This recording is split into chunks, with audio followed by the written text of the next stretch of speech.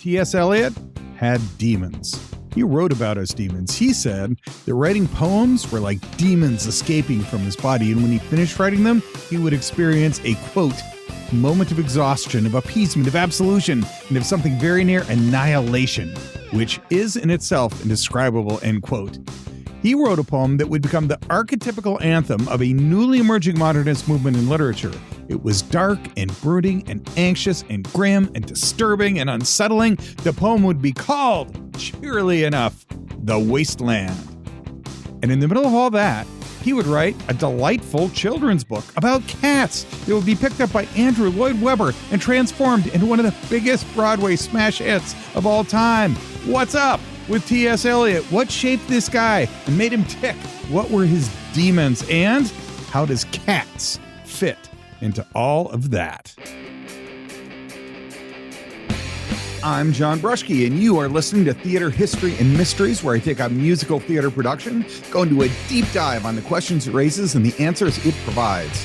I hope that this approach will give a deeper understanding about the lessons that the musical has for theater and for life, and I will never miss an opportunity to pursue any mystery, bizarre coincidence, improbable event, or supernatural suggestion along the way because, in the words of Dirk Gently, it is all connected.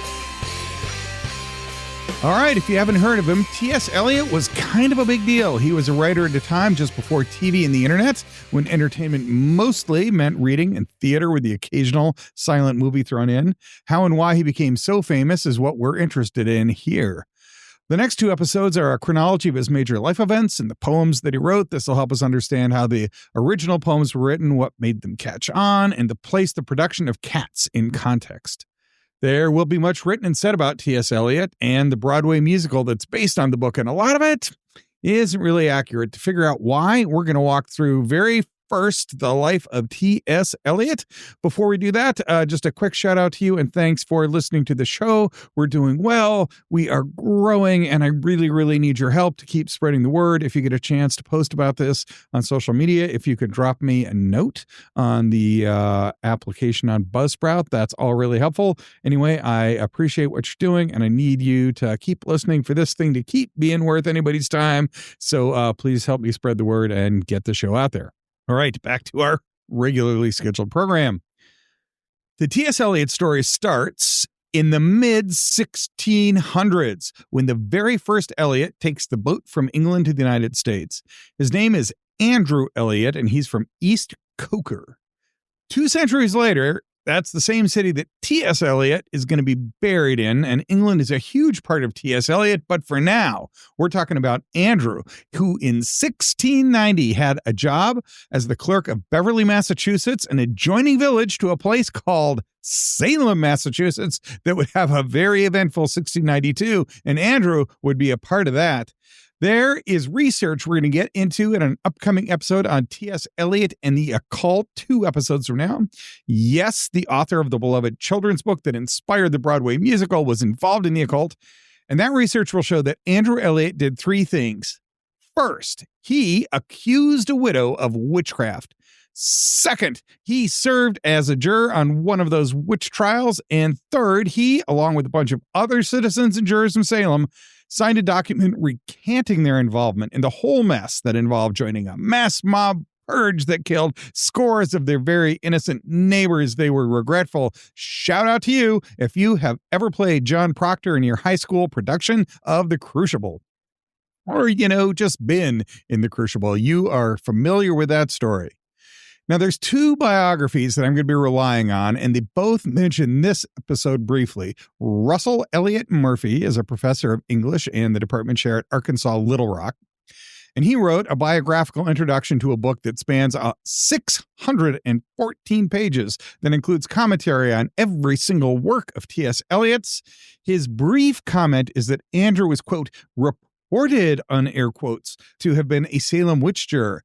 The second biographer is Peter Ackroyd. He's a graduate of Cambridge, a fellow at Yale, and the recipient of numerous literary awards.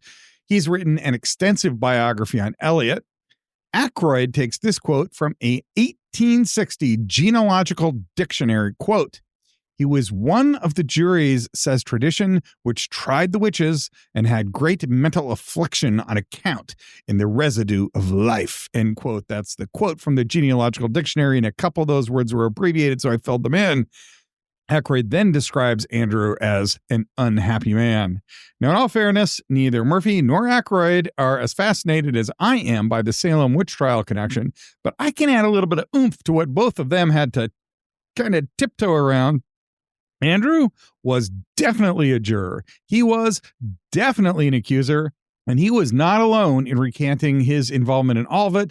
I don't know what made him so unhappy, or if Aykroyd has any other evidence to prove how unhappy he was. He just signed a declaration many jurors signed that said that they were unhappy with it. Anyway, strange connection we will get back to, that the life of T.S. Eliot in the United States starts in East Coker and ends with his great 7 generations back grandfather, Andrew Eliot. All right, so for now, I just want to flag that the Eliot family starts in around Boston and in around the time of the Salem witch trials, and all that's 200 years and 7 to 8 generations before T.S. Eliot is born.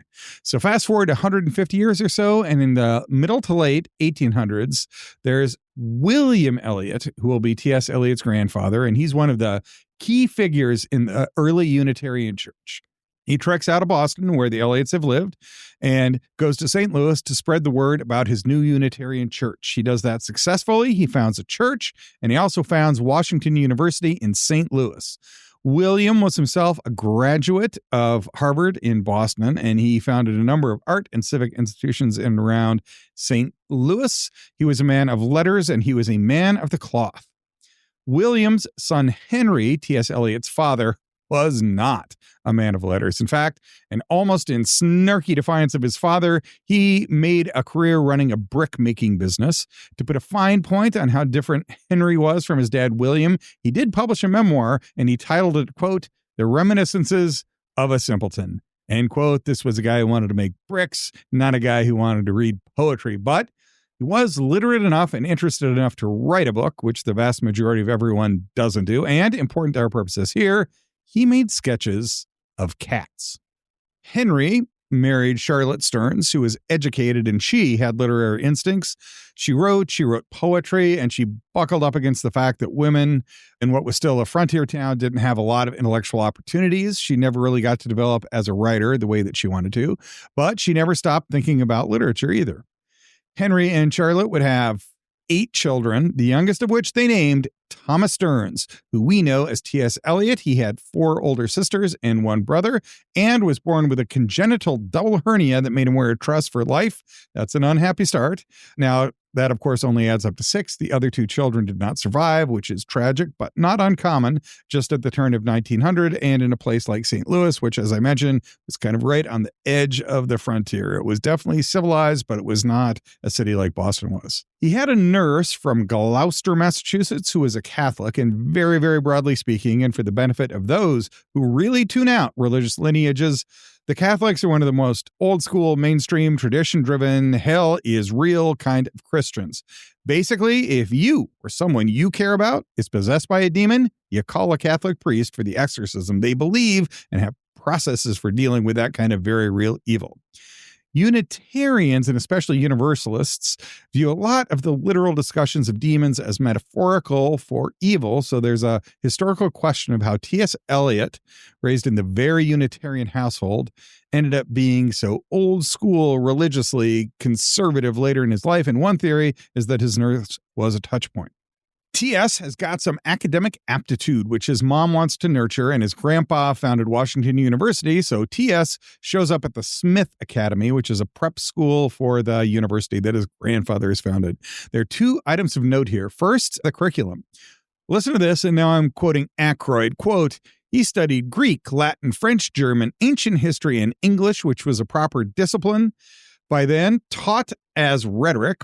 In his final year at Smith, for example, Eliot was studying Hill's Principles of Rhetoric, Shakespeare's Othello, The Golden Treasury, Milton, Mauchly, Addison, Burke's Conciliation with America, books 2 and 4 of Virgil's Aeneid, Ovid, Cicero, Homer's Iliad, Racine's Andromache and Horace, Hugo's Les Miserables, Moliere's Les Misanthropes, La Fontaine's Fables, as well as physics and chemistry, It does not go very deep, writes Aykroyd, but it goes extraordinarily wide, end quote. Look, Peter Aykroyd, whom I recently discovered was not related to the famous blues brother Dan Aykroyd. Dan also has a brother who is named Peter, but that's a different Peter Aykroyd.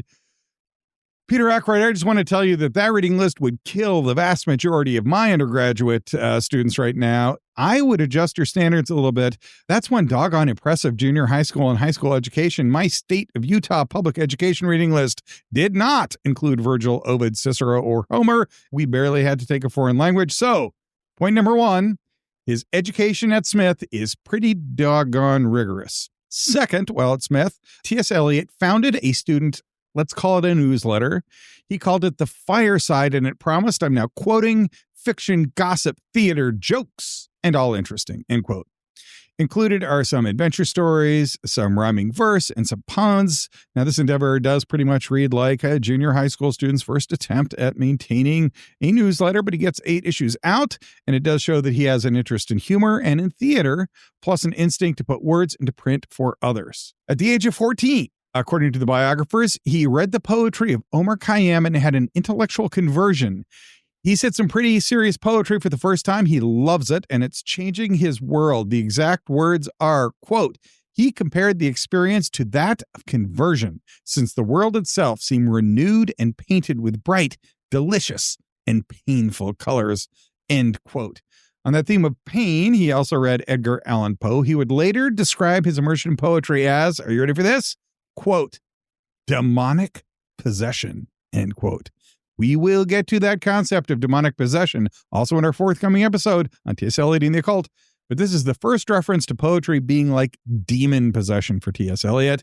And Aykroyd also notes that his early writing is comic, yes, and ghoulish, as it will later become in spades.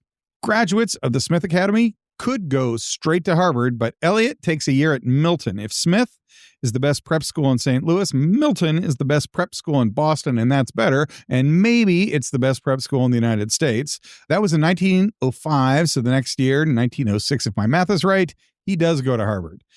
The then president is one of his own distant relatives named Charles William Eliot, and the president's big idea is this thing called an open curriculum. Instead of everyone taking the same stuff, students now have more freedom to pick and choose the classes they want to take. It's the first time a university has decided to experiment with something like a major. Before that, everyone just read the same classics, and they kind of still do that at Yale and Columbia, by the way, where they all, there's some, you're definitely going to read Aristotle if you go to Columbia University, but Harvard University is right around the turn of the 1900s, starting to experiment with an open curriculum. There are 3 striking things about his time at Harvard. The first one is that he likes humor, and he's actually kind of a joker. He's got an on and off roommate named Howard Morris, who was himself not at all that serious and reported that Eliot liked comic strips and goofing off. Second, Eliot read some poems by LaForge, which were another intellectual turning point. They dwelt on detail and consciousness about daily life, and those are things that'll show up in Cats, both his poems and what eventually becomes the musical. Third, he was, to me, and this is a little unexpected and curious, Eliot dislikes that open curriculum. He likes standards and he likes discipline, which is out of step with being a buffoon, as Howard Morris says he is, but it will play a major role in his later life. And as the opening teased, Cats is a minor bit of comic relief against a body of work that is both serious and kind of depressing. And that ratio starts to show up as a Harvard undergraduate. He's into some complex poetry that has some not so fun themes, but he's also himself a bit of a goof off.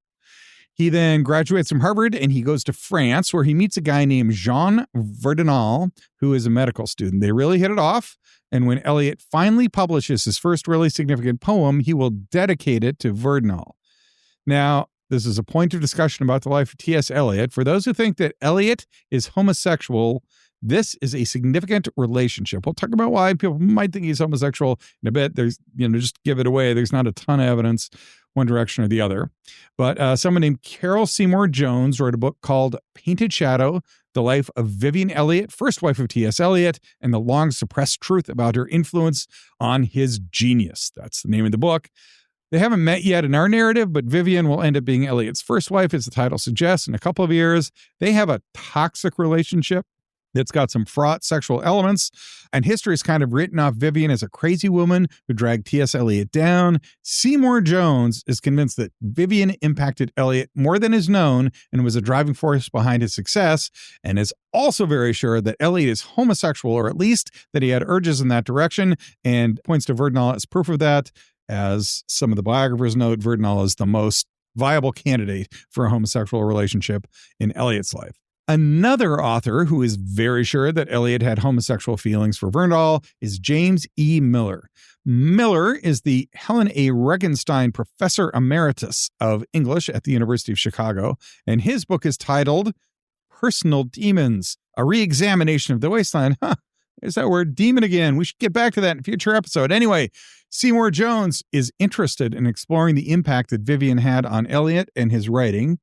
Miller, on the other hand, is interested in using biographical information to get a better interpretation of the wasteland, so they're coming from different angles to arrive at Verdinal and Eliot had a homosexual relationship.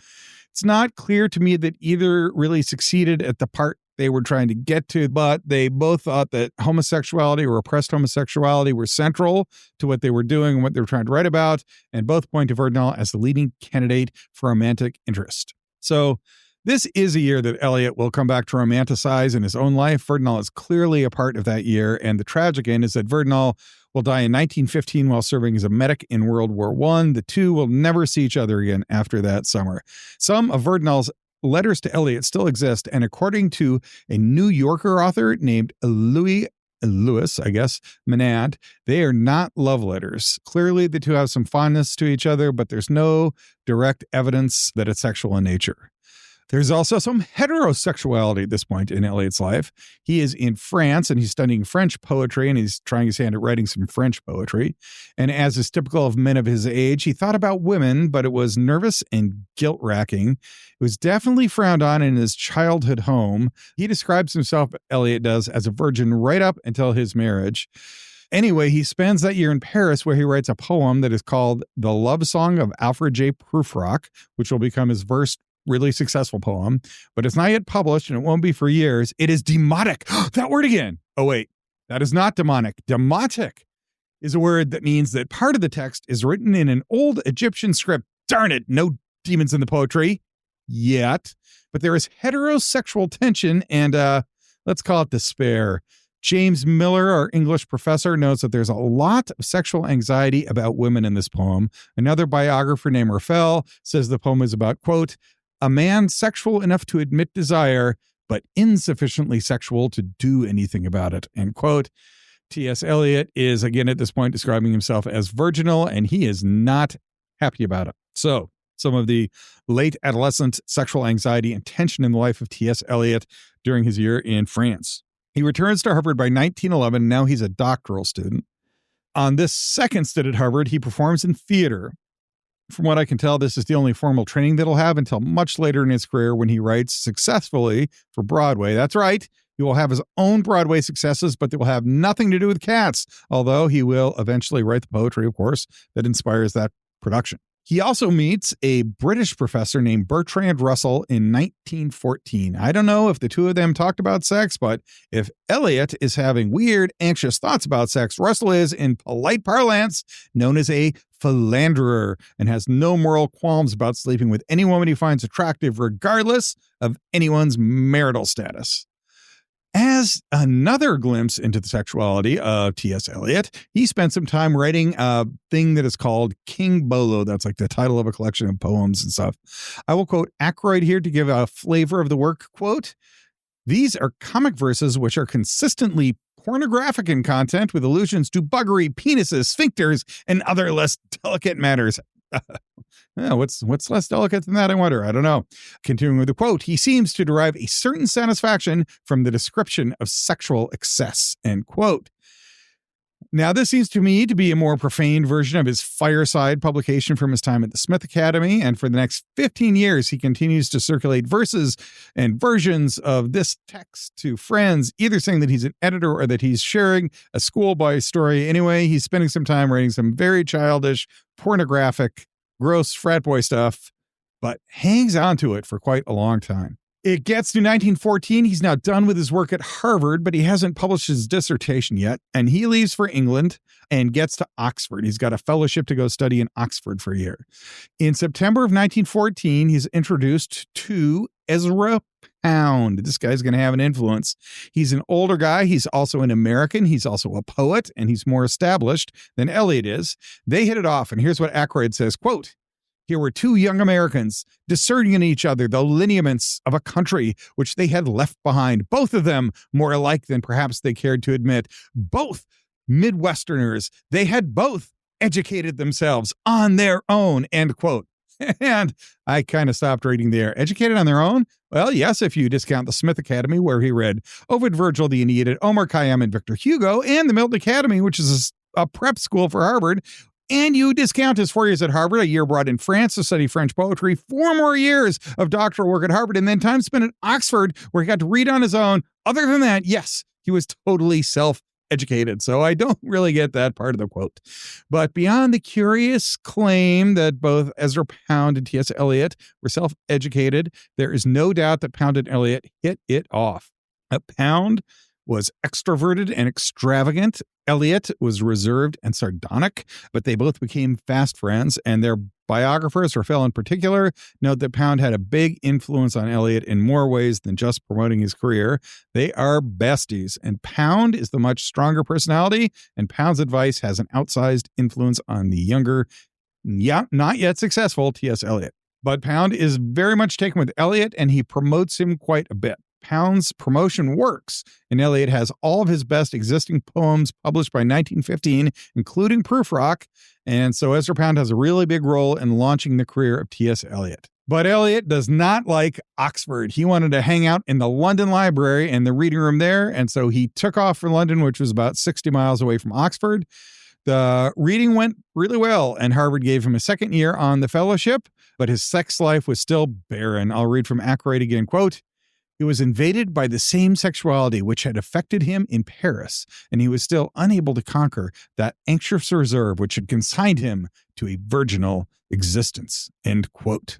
So in this condition, by the summer of 1915, he meets Vivian, I'm going to pronounce this, Haywood. She's English. She's respectable. Doesn't sound very respectably English. Haywood. She's bright. She's vivacious and outgoing. They've barely met when they get married on June 26, 1915, and they don't tell either set's parents about the wedding. It's not a shotgun wedding because nobody's pregnant, but that's a little weird, right? They've known each other for less than half a year and they're married. Whatever the reason they get married, and there are still debates about that, with or without the in-laws, the marriage is a disaster for them both, although it would stretch almost 2 decades from 1915 to 1933. Vivian might have been bright, respectable, vivacious, and outgoing, but she's also very troubled, and Eliot may not have known the full extent of the trouble until after they were married. But even if he knew some of the stuff, he didn't know the extent of it. She's sick a lot. Much of it involves nerves, or what is called in the day, quote, moral insanity. That's a very sexist turn-of-the-century term for mental troubles peculiar to women. She has menstrual irregularity, and she's going to suffer from a number of severe psychological collapses and just be sick a lot. But it's the salad days. In the summer of 1915, almost on honeymoons, she gets sick, and she takes off to a vacation to try to address it. She's not going out so they could spend time together. She's going on vacation so she'd get better. And they are accompanied by none other than known philanderer and English scholar Bertrand Russell. What do you do when a known philanderer is traveling with you and your newly married couple? Well, Vivian flirts with them, and they even live together in the same apartment for a while. As all that is going on, Eliot is now mostly done with school, but he has to make money, so he tries teaching, and he hates it. Mostly because of the difficulties involved in classroom management. If you're a teacher, yeah, part of what you got to do is talk about ideas that are interesting to you, but part of it is keeping the kids focused, which is the harder part of the job. He doesn't like that. He'll give it up and eventually go to work as a banker for Lloyd's of London, which he likes.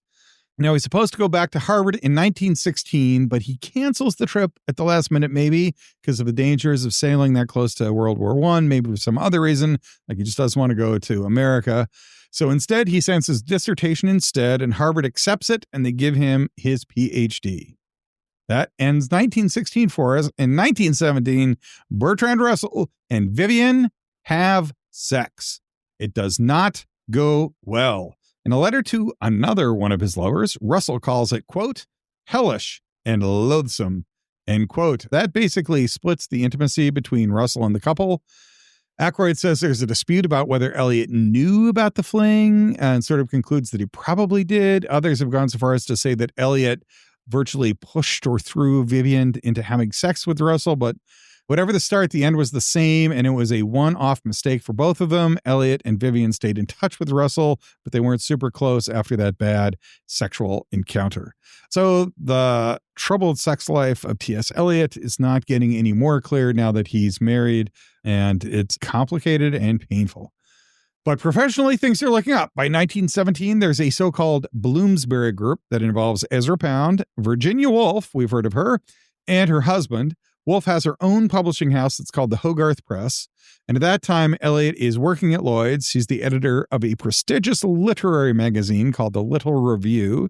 He has published Prufrock, his first big poem, and he's part of the Bloomsbury group. So this is a guy whose poetry career is taking off. During 1917, Vivian is now in an asylum, and Eliot is in something like a spa, but it's also for physical and mental recovery, and you'd go there for what we now call mental health reasons or maybe self-care, but neither of them is doing very well. And while he's at that spa, Eliot writes his most famous poem. It's called The Wasteland.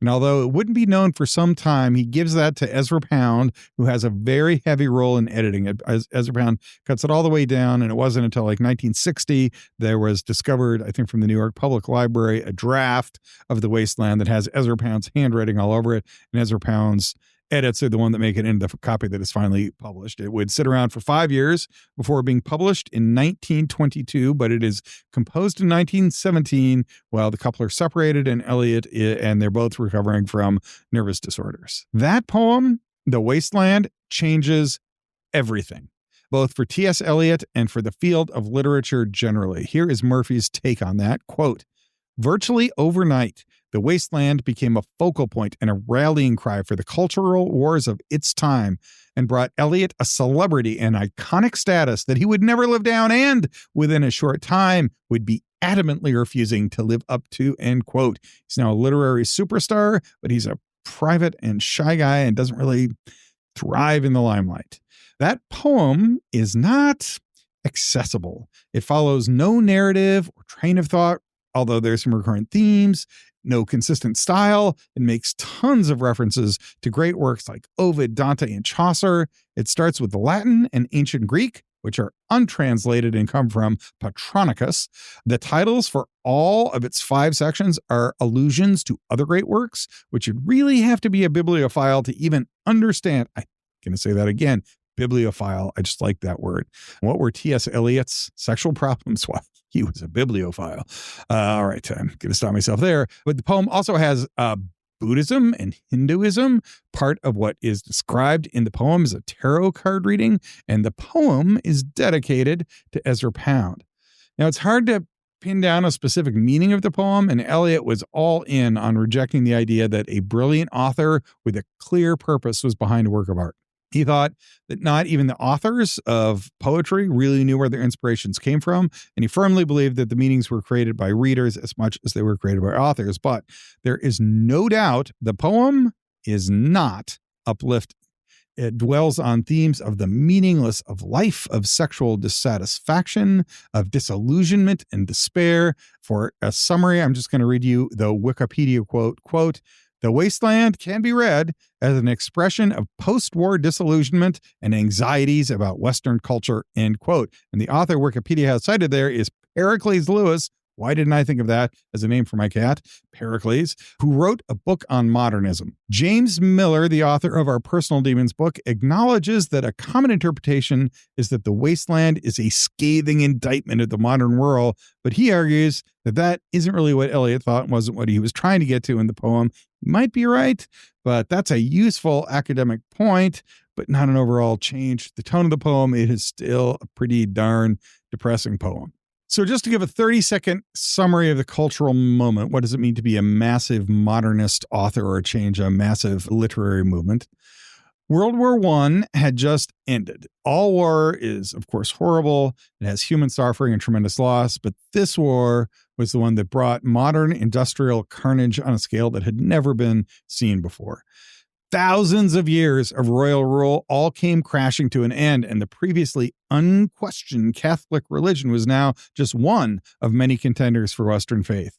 So the world was coming to an end. Our ways of doing things the Western ways of doing things were coming to an end. And whether fascism or democracy was the path forward was still an open question. There is a totally brilliant summary of all this on the Revolutions podcast in an episode called The End of the World. And I'll link that in the show notes. Anyway, hearing that episode gave me a whole new appreciation for what a massive change World War I was in human history. It didn't just change the winners and losers like a typical war would. France invades Spain, somebody wins, territory is gained, territory is lost, kingdoms rise, kingdoms fall. This did much more than that. It changed the entire way that geopolitics are even structured. All the political structures that we take for granted now were forged in the aftermath of World War I, which means at the time it was not at all clear where the world was heading. And the poet who captured all of that most powerfully was T.S. Eliot, and he did it in that poem called The Wasteland.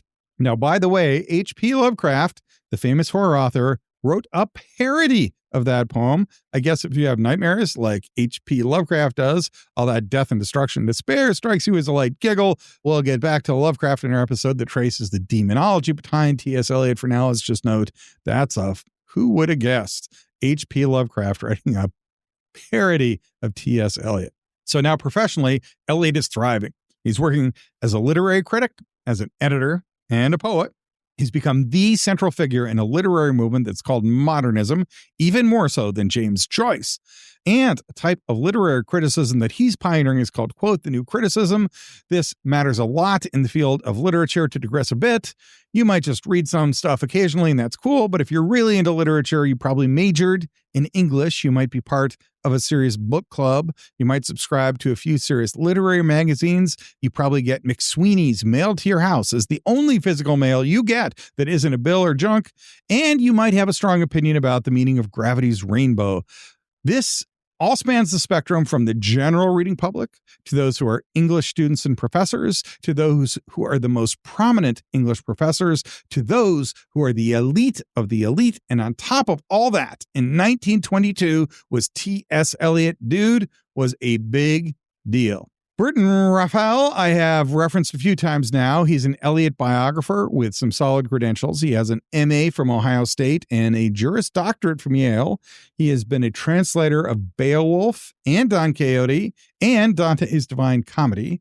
And he makes the point that at a very young age, Eliot was hugely successful, which made the things that happened later in his life influential, especially after Wasteland. By this time in his life, he has massive influence, says Raphael, and he's such a big deal, you don't even have to agree with him to see how significant he is. He's kind of like, say Andrew Lloyd Webber. You might like him, you might not like him, but you can't say that he isn't influential. And without all that celebrity, I doubt that his book about cats would ever have been published. And that's where we will end it for right now. Right about the middle of T.S. Eliot's life, he's written one of the most important poems of the century. He's finally a full-time author. He's in the middle of a disastrous marriage. Oh, and the demons. Yeah, he's got demons. When are they going to show up? But Eliot still has more to do. There's another world war to fight on the globe, and T.S. Eliot will be there for both of them. There's a theatrical career to launch, and he has to write some children's poems about cats. We'll get to how all of that happened in the next episode of Theater, History, and Mysteries.